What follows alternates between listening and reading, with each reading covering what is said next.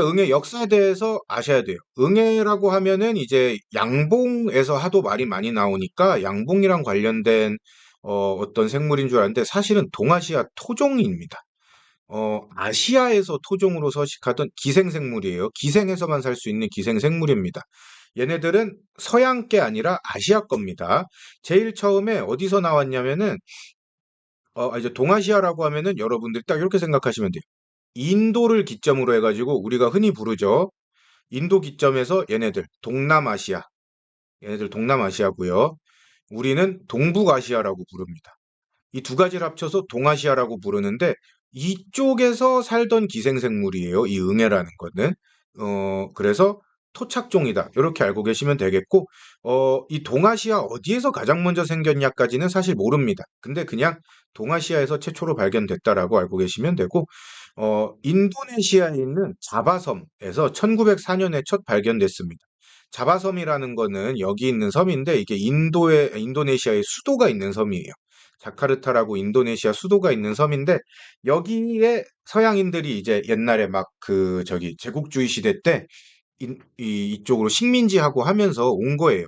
왔다가 곤충학자, 독일에 있는 곤충학자 앤서니 코넬리우스 오도맨이라는 사람이 제일 처음 발견했습니다. 1904년에. 요 앤서니라는 사람이 독일 사람인데 자바섬에 와서 연구하다가 응애라는 걸 처음 발견한 거예요. 그래서 이 사람이 이름을 1904년에 바로와 야콥슨이라고 이름을 붙였습니다. 꿀벌에 관련해서 연구를 하다가 보니까 동양종에는 몸에 이상한 들이 좀 붙어 살더라. 야, 이게 처음에는 무슨 뻘건 점인 줄 알았는데, 점이 움직이네? 점이 다리가 달려서 꾸물꾸물 움직이네? 야, 이게 동양 꿀벌은 좀 이상한 게 붙어 살아. 해가지고 발견한 게 이제 그게 최초의 응애를 발견하게 된 경로였고, 이름을 이렇게 붙였습니다. 그러다가, 응애가 제국주의 시대라 그랬잖아요. 이 사람들이 뭔 짓을 했냐면은 동양종 응애를 서양에도 갖고 가고 서양종 응애를 동양에도 갖고 와서 길러보고 막 이런 식으로 한 거예요.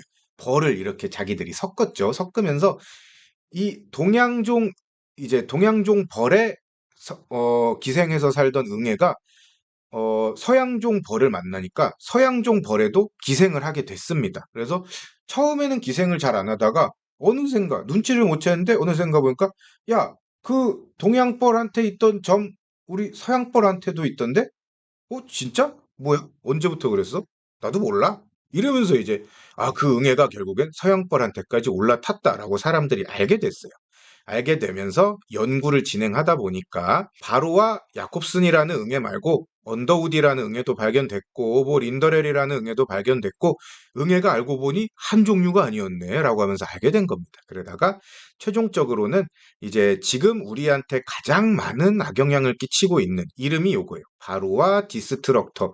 학명이 요겁니다. 실제로 바로와 디스트럭터라는 학명을 가지고 있고 편의상으로 그냥 바로와 응애 이렇게 부르고 있습니다. 그래서 마지막으로 이제 바로와 디스트럭터라는 종이 이제 떨어져 나오면서 야, 요게 가장 강력하다. 이름도 가장 무섭죠. 디스트럭터, 파괴자란 소리거든요. 응애, 파괴자, 막 이런 거예요. 공룡으로 따지면 티라노사우루스 렉스, 막 공룡의 왕 이런 겁니다. 얘는 이름이 파괴자 응애인 거예요. 얼마나 벌을 잘 죽이면은 이름 자체를 파괴자라고 지어줬습니다. 이거 사람한테도 이렇게 잘 안 붙이죠. 막, 뭐, 국군 내로 이렇게 해도 파괴자 내로 이렇게는 안 부르잖아요. 이 파괴자라고 이름을 붙여줬습니다.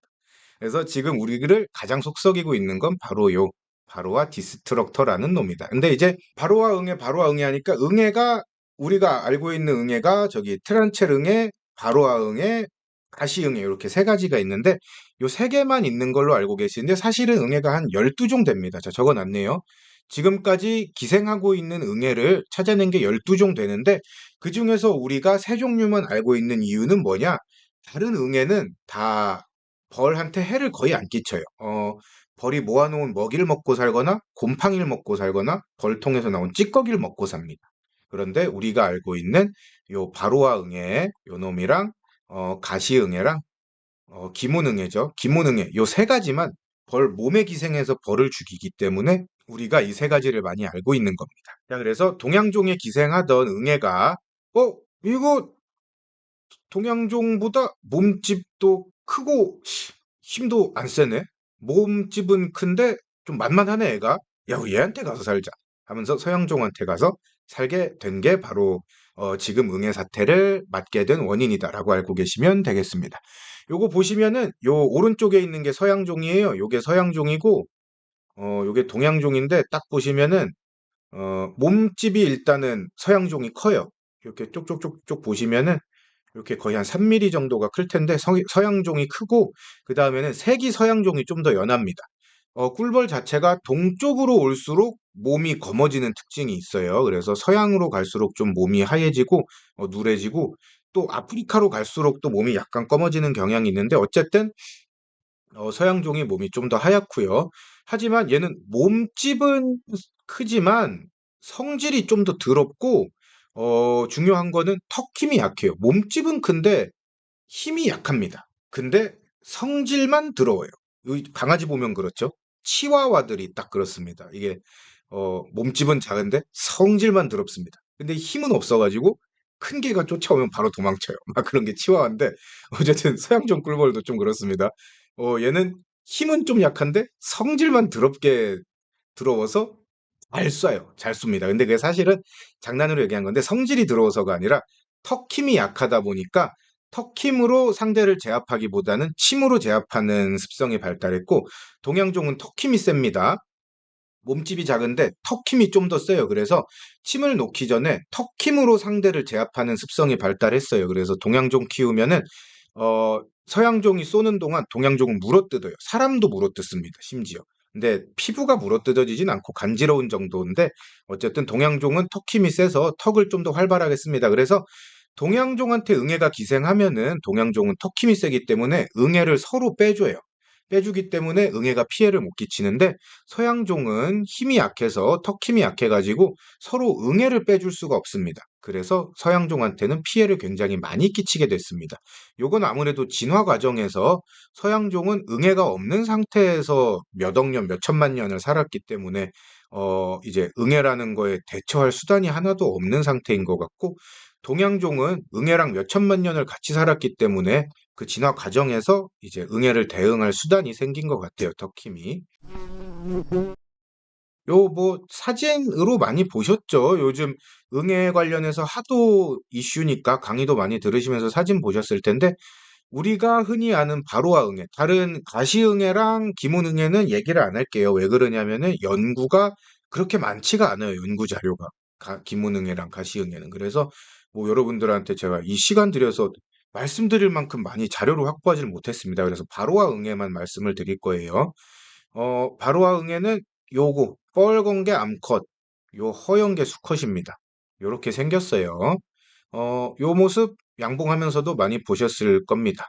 이렇게 보시면은 이게 암컷이고 암컷이 수컷보다 큽니다. 그리고 몸 길이는 가로가 1.6mm고 세로가 1.1mm입니다. 센티미터가 아니에요. 1mm예요. 1mm. 얘네는 1mm 단위입니다. 그리고 눈이랑 귀가 없어요. 보고 듣는 걸 못한다는 소리죠. 대신에 입과 소화기관은 있습니다. 그래서 먹고 배설하거나 먹고 소화시킬 수가 있어요. 다리는 총 8개입니다. 벌은 다리 몇 개죠? 아시는 분은 댓글 달아주세요. 댓글 안 다시면 모른다고 알고 있겠습니다. 다리가 8개고, 요 가장 긴 앞에 두 다리.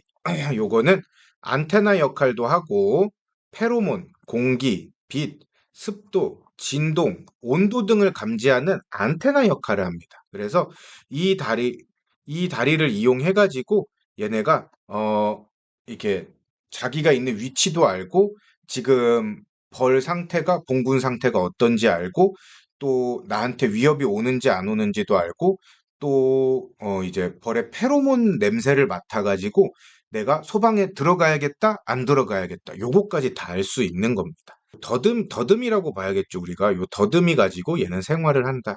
암컷에 대해서 설명드렸고요. 요건 이제 수컷입니다. 수컷은 여러분들이 보실 일이 진짜 거의 없을 거예요. 봐도 모를 거예요. 왜냐하면은 눈에 거의 보이질 않고 애초에 흰색이기 때문에 찌꺼기인지 응애인지 구분이 안 갑니다. 봐도.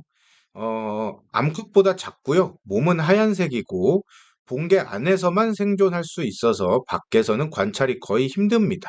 그렇기 때문에 우리가 잘 못 보는 거고, 실제로 수컷은 출방할 때 나오는 경우보다 그 방 안에서 죽는 경우가 많습니다. 자, 그래서 얘네들은 뭘 먹고 사냐? 연한 꿀벌의 연한 신체 조직을 먹고 삽니다. 이게 체액을 먹는다, 지방을 먹는다 말이 많은데, 사실은 좀 요즘 이제 연구를 하다 보니까 지방질을 자기 침으로 녹여서 거의 체액처럼 먹는다. 그리고 워낙에 응애가 작기 때문에 지방질을 먹지만, 조직을 먹지만 사실은 동시에 체액도 빨아먹는 셈이다. 이렇게 좀 얘기를 하고 있습니다. 그래서 응애 생애 주기를 한번 보면은 이제 여기부터가 좀 중요해요. 응애가 벌통 안에서 어떻게 얘네들이 성장을 하고 살아가느냐. 이게 사실은 중요하죠. 그렇지 않을까요? 이걸 알아야지 우리가 잘 잡을 수 있습니다. 어, 요거부터가 중요한데, 설명을 드릴게요. 일단은, 여기 암컷이 보시면은 벌 몸에 빨간 점 있죠. 요게 응애가 어떻게 소방에 들어가서 번식을 하고 다시 나오느냐, 요거에 관한 그림인데, 빨간 점처럼 생긴 게 응애입니다. 요거 다 응애를 그려놓은 거예요. 벌 몸에 붙어있던 응애가 이렇게 애벌레가 있는 소방에 딱 진입을 합니다. 이렇게 혼자서 또르륵 떨어지는 거예요. 진입하는데 그냥 안 들어가요. 절대 안 들어가고 그냥 들어가는 게 아니고, 아까 페로몬 냄새를 맡는다 그랬죠. 페로몬 냄새를 맡아서 본계 15에서 20시간 전에 애벌레 방에만 들어갑니다. 그거를 애벌레가 페로몬을 계속 내뿜거든요. 나 얼마나 자랐어? 나 얼마나 자랐어? 나 지금 몇 살이야? 이러고 계속 페로몬을 내뿜습니다. 그 페로몬 냄새를 맡고 벌들이 많이 자랐는데 이제 뚜껑 덮어줘야겠는데 하고 덮는 거예요. 그거를 응애가 같이 냄새를 맡아요. 맡으면서 15에서 20시간 전에 애벌레 방으로 딱 들어갑니다. 숯벌방의 경우에는 40에서 50시간 전짜리에 들어간다 그래요. 그래서 아무 데나 들어가는 게 아니라 항상 본계 직전에 소방에 들어간다라고 알고 계시면 됩니다. 그래서 양치는 시기가 이런 것 때문에 굉장히 중요해요. 응애는 절대 생각 없이 행동하는 게 아니라 살아남기 위해서 치밀하게 계산해서 행동하기 때문에 우리도 그만큼 치밀하게 계산해서 약을 치는 시기를 잡아줘야 되는 겁니다. 소방에 들어가면은 요 바닥 있죠. 요 바닥에 이제 로얄 젤리 요런 거 아래에 가만히 있습니다. 이 빨대 같은 거 입에 샥 꽂아놓고 그 위로 숨구멍 내놓은 다음에 봉개가 덮일 때까지 가만히 있어요. 가만히 있다가 봉개 살살 덮이네? 나 있는 거 모르네 멍청한 놈들 이러면서 딱 그 먹이에서 나와요. 나와가지고 여기에 붙습니다. 항상 다른 데 안 붙어요. 바로 바닥 위에 있는 번데기의 신체에 붙는데, 여기가 어디냐면 벌의 배 부분에 해당합니다. 사람도 그렇지만 벌도 나올 때 앞쪽에 머리가 위치하기 때문에 뒤쪽은 항상 배가 돼요. 그렇기 때문에 배 쪽에 응애가 항상 붙어 있고, 이 응애가 꿀벌의 배 부분을 뚫고 지방질이나 체액을 섭취합니다. 그 구멍을 뚫어 놓고 출방할 때까지 절대 안 닫아줘요. 모기처럼 우리 피를 빨아먹은 다음에 다시 구멍을 막아주고 이런 짓을 하는 게 아니라 구멍 뚫린 상태로 꿀벌을 나가게끔 만듭니다. 동그라미 쳐놓은 부분을 보셔야 되는 건데, 응애가 배에다 구멍을 뚫으면은 이렇게 흰색의 자국이 남는다고 해요. 요런 흰색의 자국이 남아서 응애가 구멍을 뚫었다 안 뚫었다를 알 수 있고, 또 응애가 구멍을 뚫고 체액을 빨아먹은 그 애벌레가 있는 소방은 소방 벽에도 이렇게 흰 자국이 남는다고 해요. 아무래도 이게 지방질이 흘러나와서 좀 요런 하얀색 자국이 벽에도 남아 있는 것 같습니다. 자, 그렇게 꿀벌 몸을 빨아먹으면서 밥을 먹다가 한 3일 정도 지나면은 처음으로 산란합니다. 그 알은 무조건, 거의 대부분은 수컷 응애가 돼요. 거의 무조건이라고 보시면 됩니다, 그냥. 수컷 응애를 낳은 뒤부터 30시간에 하나씩 암컷 알을 산란합니다. 암컷 알을 산란해서 봉개가 터져 나오고 출방할 때까지 약 일주일, 봉개가 터져 나올 때까지 11일 정도 걸리는데, 내내 산란하는 건 아니고 한 일주일 정도 산란한다고 해요. 그 기간 동안 대략 5-6개의 알을 산란해요. 이제 태어나면은 얘네들이 암컷이랑 수컷이 서로 같은 자식이잖아요. 형제끼리 교미를 합니다. 이 소방 안에서, 여기 제가 화살표 해놨는데, 태어나면은 소방 안에서 암컷이랑 수컷이 태어난 애들끼리 서로 교미를 해요. 그러면서 새로 태어난 애들은 교미가 끝나면은 출방할 때 같이 나가는 거예요. 이 방에서 산란을 안 합니다. 교미가 끝나면은 출방할 때 같이 나가서 다른 방에서 산란을 하게 되는 겁니다.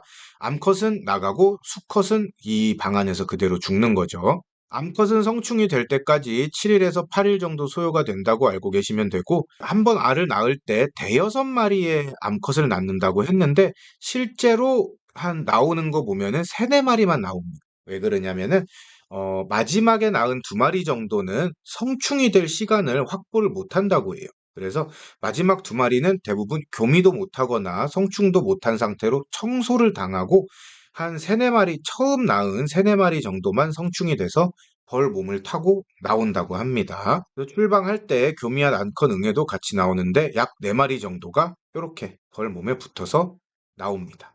요것이 이제 우리가 알고 있는 응애의 생애 주기가 되겠습니다. 근데 방이 두 개가 있죠. 숫벌방이 있고 일벌방이 있습니다. 응애는 숫벌방을 더 선호합니다. 정확하게는 알 수 없지만 추측을 해보자면은, 일단은 숫벌방이 더 크고, 둘째로는 봉개 기간이 더 길어서 번식을 하기 더 유리하기 때문에 아무래도 숫벌방을 선호한다라고 우리가 추측을 하고 있습니다. 하지만 아셔야 될 게, 숫벌방에 들어가면 번식은 더 많이 하지만 출방 숫자는 오히려 줄어들어요. 일벌방에서 출방하면 약 4마리 정도로 출방을 하는데, 숫벌방에서 출방하면은 평균 2.6마리 정도가 출방합니다. 요거는 아무래도 추측하건대 안에서 두 번 이상의 세대가 번식을 하고 교미를 하다 보니까 안에서 죽는 일이 더 많이 발생하는 것 같아요. 더 좁아지고 이래서 좀 안에 공간도 좁은데 응애는 더 많아지고, 또 첫 세대는, 처음 나온 세대는 그 안에서 죽기도 하고 두 번째 세대만 나오고 요런 식이 되기 때문에 실제로 출방하는 마리수는 숫벌방이 조금 더 적다, 요렇게 알고 계시면 되겠습니다. 하지만 숫벌방을 더 선호하기 때문에 일벌방과 숫벌방이 동시에 있으면은 숫벌방으로 들어갑니다. 그래서 우리가 숫벌 트랩을 만들어서 없애주는 게 훨씬 좋다는 겁니다. 왜 그러냐면 일벌방에 들어가는 애들보다 숫벌방에 들어가는 애들이 많아서 거기서 잡아 죽이는 개수가 더 많아지기 때문이죠. 자, 이렇게 그래서 보시면은 요거는 참고 사진인데, 보통은 하나의 방에 한 마리의 암컷 응애만 들어가요. 그런데 좀 이제 여름이 돼서 꿀벌의 산란이 저조해지는 시기가 오거나, 혹은 방제를 안 해서 응애가 너무 많아졌다, 그러면은 하나의 소방에 두세 마리의 암컷 응애가 동시에 들어가기도 합니다. 그럴 때는 엄청난 수가 번식을 하는데, 지금까지 발견된 것 중에 한 소방에서 발견된 응애가 최대 19마리까지 있었대요. 아까 평균적으로 4마리가 나온다 그랬죠. 이 소방에서는 19마리까지 나왔다고 합니다. 그게 이 사진이고, 요게 수컷 응애인 것 같고, 암컷 응애가 아직 성장기일 때, 그리고 다 성장했을 때 이 두 번째 단계인 것 같고, 여기에도 응애가 있고, 여기도 있고, 여기도 있고, 여기도 있고, 이런 식으로 한 소방에서 19마리가 발견된 사진이라고 합니다. 이게 충격적이라서 제가 가져와 봤어요. 아, 장뭉치님 6개. 예, 알고 계시네요. 공부를 열심히 하셨나 봅니다. 자, 이렇게 해서 방제를 안 하면은 한 소방에 19마리까지 나오는 경우가 있다. 굉장히 충격적이다, 라고 알고 계시면 되겠습니다. 뭐, 어차피 한 소방에 4마리만 나온다는, 대충 해도 되는 거 아니야? 라고 생각하는 순간, 벌보다 응애가 더 많이 튀어나오는 참사를 겪게 되시는 겁니다. 이제 응애가 봉분에서 어떻게 생존하는지를 알아볼 건데, 방금까지는 응애 생애 주기를 알아본 거고, 이제부터는 응애가 봉분에서 생존하는 방법을 알아볼 건데, 응애가 벌몸에 붙어 있는 이유는 아까 말씀드렸죠. 응애는 절대 혼자서 움직이지 않습니다. 벌을 타고 움직입니다. 그게 전략적이고 더 효과적이기 때문에 반드시 벌을 타고 움직입니다. 그리고 얘네도 생명이 좀 수명이 짧기 때문에 한시라도 안 먹으면 죽잖아요, 이런 애들은. 벌 몸에 붙어서 이동하는 내내 빨아먹습니다. 이동하는 내내 빨아먹기 때문에 이렇게 벌 몸에 붙어 있어요. 그래서 이런 사진 보시면은 요렇게 등에 붙어 있는데, 우리가 응애를 자주 찾을 수 있는 부위가 여기예요. 딱 등부터 배 첫 번째 1절, 1마디 요 정도까지인데, 등에 붙어 있고 요렇게 등 쪽에 붙어 있는 애들은 다 뭐냐? 아직은 제대로 안 빨아먹는 애들이에요. 이런 애들은 체액을 섭취하고 있다기보다는 방금 소방에서 꿀벌의 몸을 타고 나왔거나 혹은 꿀벌 몸에서 빨아먹을 거 쭉 빨아먹다가 이제 소방에 들어가려고 이렇게 표면으로 나온 상태입니다. 이런 애들은. 먹고 있다기보다는 이동용으로 꿀벌을 쓰고 있는 상태예요. 실제로 응애가 꿀벌을 먹고 산다 그랬는데 응애가 꿀벌을 먹을 때 모습은 요렇습니다. 이 사진이 뭐냐면은 어, 꿀벌의 몸 단면, 꿀벌 몸을 이렇게 세로로 절단한 단면입니다. 세로로 절단한 단면을 현미경으로 막 몇십 배, 몇백 배 확대해서 보여주는 건데 요게 지금 보리처럼 밀처럼 생긴 거 있죠. 이게 밀처럼 생긴 게 사실은 밀이 아니라 벌 배에 있는 털입니다. 배에 있는 털이고 배에 있는 털이면 요건 뭐겠어요? 여기 있는 거는 벌 배란 소리예요. 우리가 보고 있는 노랑검정 요런 마디로 이루어진 벌 배란 소리입니다. 그래서 보면은 요렇게 이 노랑검정 한 마디, 노랑검정 두 마디, 노랑검정 세 마디 이런 식으로 얘네들이 배가 이루어져 있거든요. 그 단면인 겁니다. 요 노랑검정의 표피이고 그 다음 노랑검정의 표피예요. 이 층층 배 마디 사이에 공간이라 그래야 되나 틈이 있는데 응애가 여기에 들어가서 주둥이를 여기에 갖다 대고 빨아먹는 겁니다. 이런 식으로 응애는 벌의 체액을 빨아먹어요. 이 불쌍한 꿀벌 배 여기 참 들어가서 벼룩의 간을 빼먹으라고 이거를 빨아먹고 삽니다. 생존 방법을 마저 보자면은 암컷 응애는 그래서 수명이 또 있습니다. 얘네도 수명이 다 있는데 꿀벌이 번식하는 기간, 즉 날이 따뜻한 봄, 여름, 가을은 수명이 27일이에요. 27일입니다. 하지만 요거 중요하게 보셔야 돼요. 꿀벌도 똑같지만 응애도 월동시에는 수명이 6개월로 늘어납니다. 그래서 이렇게 예전에 제가 이런 분도 만났어요. 어차피 응애 얼마 못 사는데 추워지면 다 죽는 거 아니냐. 추울 때 애들이 알아서 죽을 텐데 뭐하러 약치냐. 막 그렇게 약 열심히 안 치고 난 자연적인 방법으로 할 거다. 이런 말씀하셨는데 사실은 그게 아닌 겁니다. 월동이 되면은 얘네도 꿀벌 따라서 똑같이 수명이 늘어나요. 얼마나? 6개월까지 늘어납니다. 반년까지 늘어나요. 심각합니다. 한 달 살던 애들이 반년까지 살게 되는 거예요. 그렇기 때문에 우리가 항상 응애 방제를 게을리할 수가 없는 겁니다. 다음으로 응애 번식력을 볼 텐데 응애는 한 마리의 암컷이 한 네여섯 마리의 암컷을 산란할 수 있습니다. 약 7일 동안. 그래서 요거를 그냥 대충 요렇게 딱 한 마리가 네여섯 마리를 산란한다라고 산술적으로 계산을 해보면은 한 마리만 있어도 그 한 마리가 한 달 뒤면 70마리까지 불어납니다. 여러분들 70마리 하면 뭐야 꿀벌은 하루에 알을 2,000개, 3,000개 낳는데 꿀벌은 한 달 뒤면은 10,000마리가 불어나는데 응애 70마리? 별거 아니네 라고 이제 느끼실 수도 있는데 우리가 3% 감염 요런 거를 이제 씁니다.